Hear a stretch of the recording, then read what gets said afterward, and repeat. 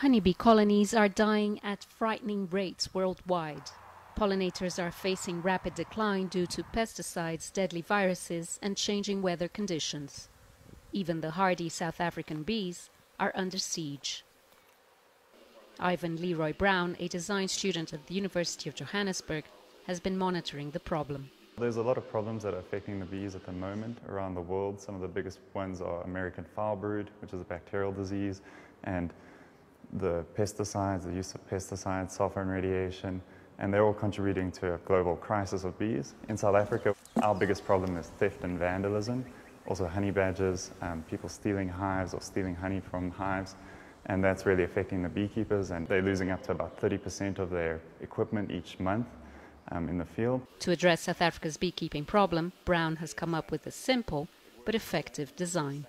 Making out of concrete protects it from a lot of the problems, but also using concrete as a way to make the manufacture of the beehive more accessible, where instead of using carpentry tools in a workshop, you'd be able to have a mold, and just having cement and the different aggregates produce as many of the beehives as you want with no electricity and in a low-tech manner.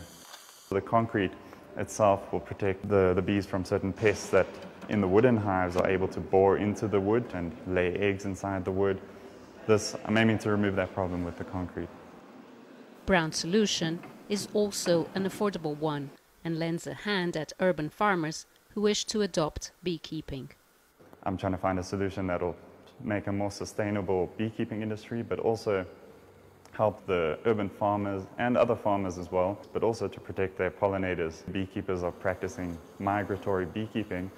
It's good, and it's a good income source, and it pollinates our food crops, but it also transports the diseases and pests all over the country, all over the world in fact, and that's really a detriment to beekeeping. Whereas if farmers themselves were more equipped or had the opportunity to beekeep or keep bees and protect their own pollinators, they wouldn't have to rent out hives and force beekeepers to transport their bees all over the country.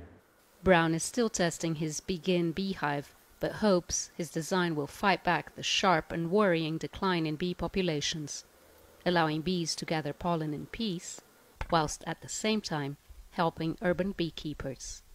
Julie Shire, CCTV, Johannesburg, South Africa.